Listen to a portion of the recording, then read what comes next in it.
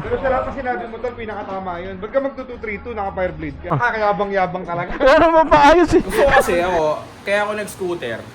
Para anytime gusto ko lumabas, kahit madaling araw pa yan, gabi, late night, mga ganun. Pag ganito yung nakakabit sa atin, oh, big bike na tayo. Sound check, sound checks. Ayun, ang ganda sa ano, pag-start mo.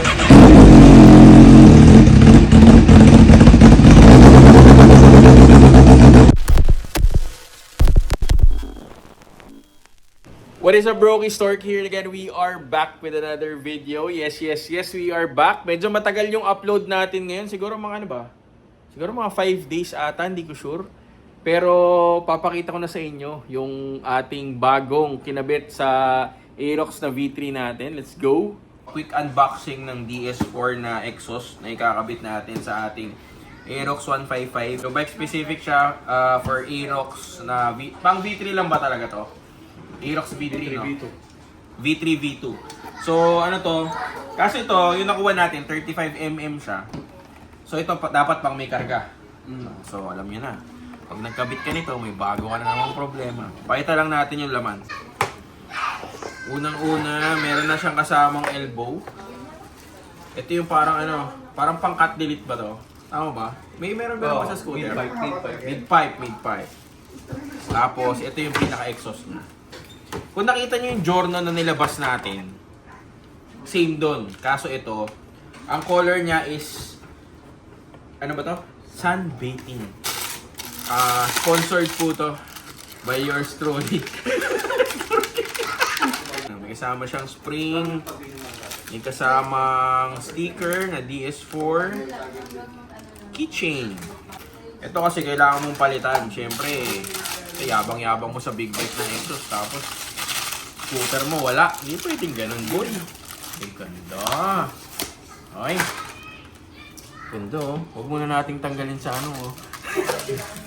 Tapos meron siyang ano, mga brokies. Anong tawag dito? Parang mesh.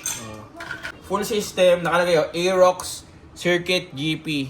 Yan, oh. Papapalitan natin yan. Ng ano. Aerox e-bike concept. Hindi, joke lang. Ayan mga bro, ang ganda. So pwede nyo, may mga, hindi ko alam kung kailan nalabas tong video na to, pero message nyo lang si Every Project kung gusto nyo kumuha ng ganito. Ganda boy. Ito yung gusto ko talaga na DS4 kasi nakagamit tayo sa Jordan nito. Yung Jordan na ginamit kasi natin parang load nun, 160 di ba? Hindi siya ganun kaingay, pero maingay pa rin. Pero hindi yung warat yung tunog, di ba? Hindi siya tunog super dope. Medyo saucy lang konti. So, solid to boy. Sound checks. Tatatakpan mo muna. Ayun, ang ganda sa ano, pag-start mo.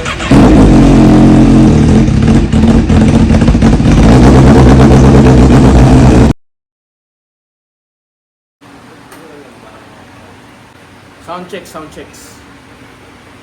Tatatakpan mo muna. Ayun, ang ganda sa ano, pag-start na yung CBR ito.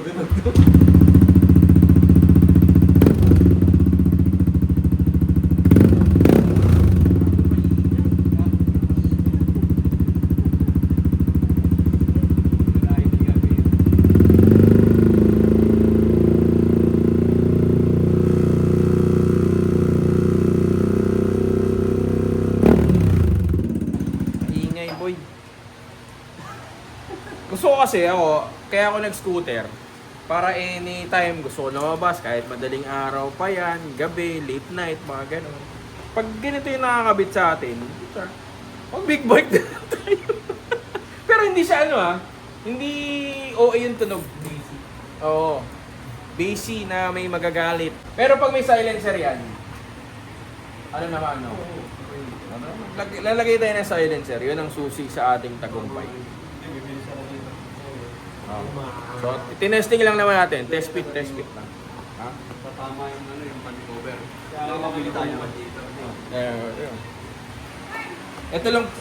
Ito lang problema natin mga brokies ngayon. So, kung magpapalit tayo ng exhaust, tatama yun sa ano, cover. Ayan, oh. Dito. So, pero may solusyon dyan. Ano yung solusyon, pre? Bibili na rin dito. What the hell? So, tanggal na tong pan cover. So, tatanggalin yung fan cover. Bibili ka ng radiator. Kumbaga sa buhay naman, marami tayong maling desisyon. Ano ba naman yung magdagdag tayo ng isa, di ba? Na mali ulit. Wala nang bearing masyado yan. Di ba? O yun. Ito ba? O, di ba? Yun lang yung boy. Diba? So mga brokies, test fit lang natin yung yung exhaust. May spacer kasi na nakalagay dyan eh. Aray ko. May spacer na nakalagay dyan. Kaso try nating alisin. Pero yan yung itsura niya. So ang silencer nito, meron dito sa elbow. Tapos, basta medyo maingay pa rin siya. Kaya nagdagdag tayo dito sa may canister. Kita nyo, kinabit na rin yung UMA Racing na rad. Ayan, mas maikli. Mas mo unti. Tapos naglagay din tayo ng UMA na ignition coil yun, Kakabit din natin tong UMA Racing na ignition coil. Yung una kasi namin nabili, RS8 ba yun, pre? Pang V2. Pang V2, maikli. Kaya hindi na ikabit. Yan din naman, pang V2. Pero mas mahaba. Ayun, abot na siya mga brokies. Yan naman. Same lang. Dati yung sobrang ikli. RCV. Ano man? RCB rin ba may hawak ng UMA? Pala yun. So ito na yung final look niya mga brokies, Medyo natagalan yung upload nito kasi nga marami tayong mga pinaggagawa na kung ano-ano pa. Etong exhaust kasi na to, originally for talaga siya, for 200 plus pataas na cc. So in short, pangkarkado siya. Kita nyo naman medyo may kalakihan yung elbow niya, Tapos wala rin silencer yan talaga. Makikita mo yan, open na open yan. Literal na open pipe siya. Ngayon, ang ginawa natin, since hindi pa naman tayo kargado at sabi ko nga ayoko naman ng sobrang ingay na exhaust, nagpalagay tayo una ng silencer dito lang. Dito lang. So, mga ganyang kalaki. Ganyan. Sobrang ingay pa rin. Pinadagdagan ngayon natin ng isa pa dito. So, ang silencer niyan, siguro mga 1 dangkal na or lampas pa. So, ganito yung tunog niya. Parinig ko lang sa inyo. Start natin.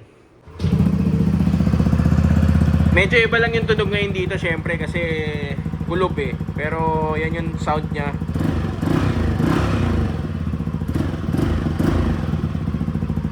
Baho. Bantot. So, parang pa-power pipe na lang siya ngayon. Kasi nga, hindi pa naman tayo nagkakarga. So, okay na okay lang yan. Tsaka sabi ko nga, medyo gusto ko pag ginamit ko yung scooter, hindi siya stressful gamitin. Stressful na, alam mo yun, yung ingay niya ba? Siyempre, alam mo naman sa atin, medyo mainit pag sa scooter eh. Or sa underbone. Basta gusto ko tahimik lang siya. Yung ganyan lang. So, hindi ko lang alam. Kunwari, magkarga tayo. Kung ano mangyayari. Siyempre, hindi naman pwedeng sakal na sakal yun. So, yung kinabit natin na DS4, to be specific, Aerox Circuit GP. Yan, Thailand. So, yan ang update natin ngayon dito sa Aerox. Medyo marami pa yung mangyayari dito sa Aerox natin, Talagang, sabi nga nila, malayo na, pero malayo pa. Napasubo tayo ng matindi-tindi. Pero ang importante, nag-i-enjoy tayo. Diba? Enjoyin mo na lang yung process. Ay, naku, Diyos ko, patay na naman tayo sa bahay. Brother, una na ako Pero sa lahat na sinabi mo tol, pinakatama yun. Ba't ka magto-232, naka-fireblade ka? Totoo. Nakakayabang-yabang talaga. Dapat ganun. Kasi wala nang pambili. Wala nang papaayos eh. Hiyad. Pogi na, pogi. Wala, tahimik yan, tahimik. Tahimik yan, tahimik oh. Oh.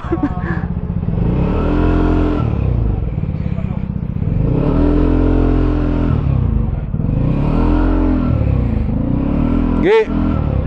Pre.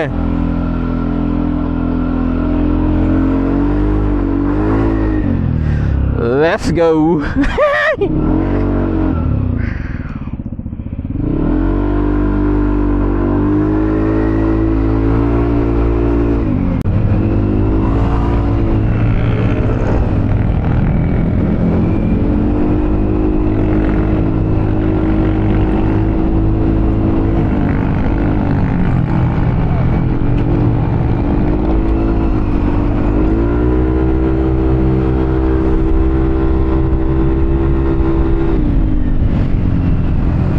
Comment down below mga brokies kung kamusta yung tunog ng exhaust natin.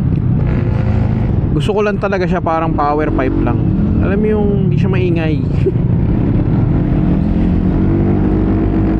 Gusto ko ganito lang. Tamang may ingay lang ng konti. Hindi ko alam kung sungaw yung takbo nito. Kasi itong exhaust na kinabit natin or yung pipe na kinabit natin, pangkargado talaga siya. Pang 200cc pataas. Ano yan eh, 35mm. 35mm. Eh dapat ata ano lang 28mm lang siguro dapat eh, no? Pero ginawa nga natin, as I've mentioned, nagpakabit tayo ng silencer. Una, isa lang, nasa may elbow lang. Ngayon, medyo naiingayan pa talaga ako. As in, ano siya, maingay siya para sa akin ah. Kaya ginawa natin, nagpadagdag pa tayo ng isa pa. Ano naman, mas mahaba. Nasa may ano, yung una sa elbow. Ito pangalawang kinabit na silencer, nasa may canister na. Pero kumbaga, ano naman, uy! Ulat ako, putya.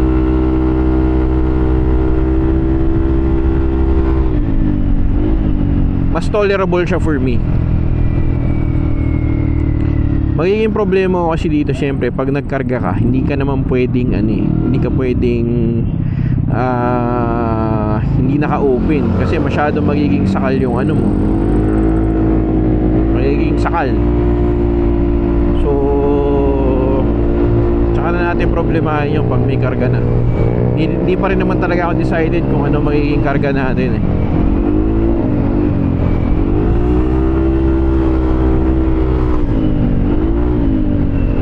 Basta okay na muna ako sa ganito.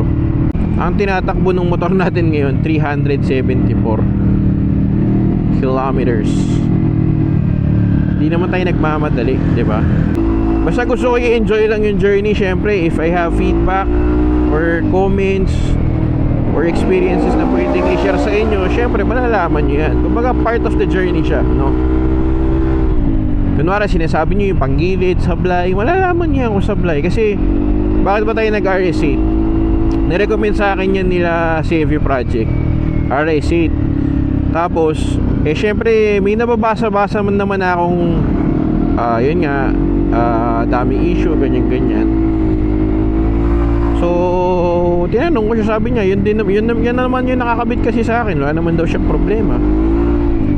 May mga tinanungan din tayong mga tropa na mga alam ko namang may tiwala ako in terms of mga pyesa-pyesa and all. Nabanggit din yung RS8.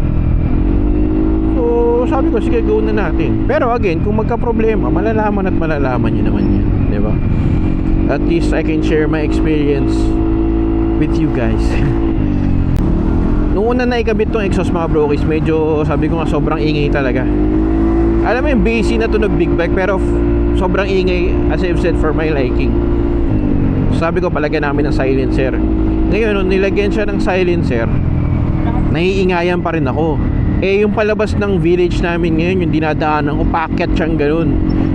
So nangyayari, pag paalis ako, talagang medyo magagas ka talaga. Hindi naman kasi kagad umaangat yung power nito, di ba? Medyo may delay siya. So pag ginasang ko siya, talagang gumaganon. So sabi ko, padagdagan natin yung silencer. Kasi okay lang din naman, masyado naman siyang open eh. Hindi ko lang alam kung nasasakal na to or something Pero sabi naman nila Bien, okay lang naman daw. Hindi naman daw ganun kasungaw. Kaya inano ko na, pinadagdagan ko. Ngayon yung dinagdag, pinakabit ka na dun sa may canister na mismo. Ito, yung tunog na to na naririnig nyo ngayon, syempre mas filtered to sa video. Sa personal, mas lakasan mo pa siya ng konti, pero hindi siya Tol, para sa akin okay na siya. Okay na yung ganitong tunog. Kumbaga satisfied ako sa tunog niya. Bassy na hindi warat, hindi nakakasagabal. Siguro may mabubwisit pa rin, pero hindi siya ganun kaingay. Tapos pagka for sure naman pagka tinesto sa decibel meter, kung nasa 2,500 lang naman, pasado to sa 99 for sure, kasi hindi naman siya ganun kaingay.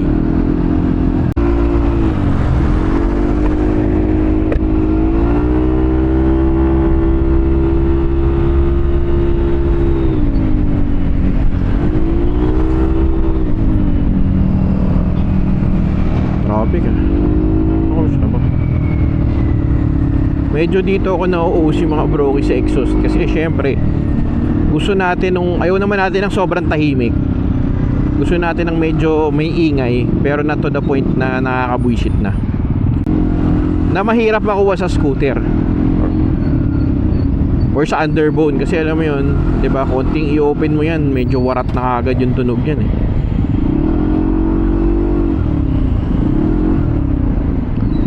Medyo may effect din yun. Nagkabit din tayo ng UMA na ignition coil. Medyo may effect din sa pasok agad yung power, oh. Hindi na siya ganun ka-delay.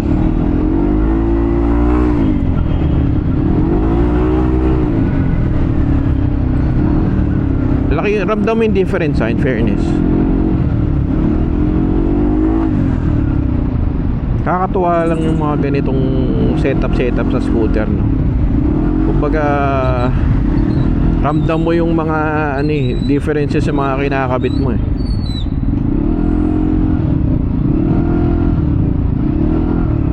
Grabe ka po siya. Itong sa scooter lang pag nagsisetup ka, nakaka-stress siya. Alam mo yung parang araw-araw may gusto kang bago nakikita sa motor mo.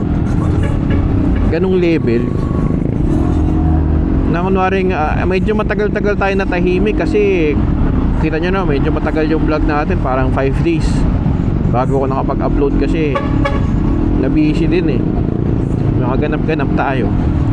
Pero alam mo yun, everyday na ginawa ng Diyos, parang may gusto kang bago nakikita sa motor mo. Iba yung mag-setup ka ng scooter sa big bike, basta iba siya mga bro, isa. Kumbaga mas challenging tong sa scooter, tapos mas na-enjoy ko siya. Diba usually naman kasi sa big bike more on puro bike specific, ganyan. Dito minsan may kailangan kang gawin conversions, hindi naman malala, pero kumbaga hindi siya laging plug and play.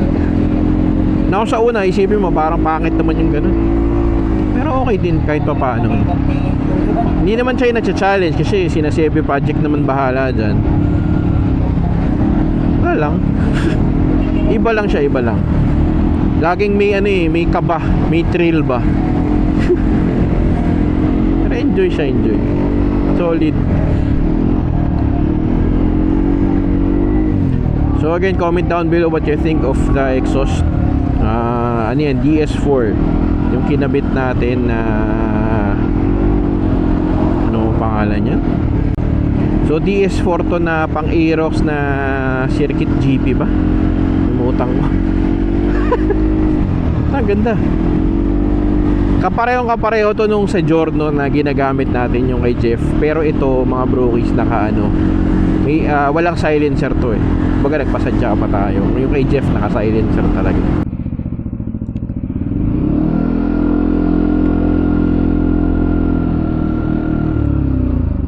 Dito 'di ba, hindi siya ganun kaingay. Or feeling ko lang. Baka mamaya feeling ko lang palang hindi maingay pala talaga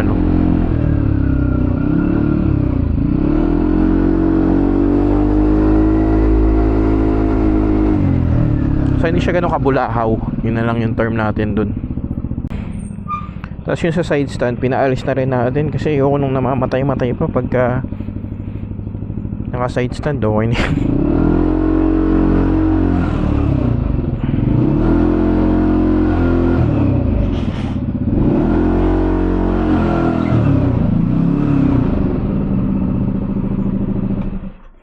Kawawa naman yung CBR natin, boy.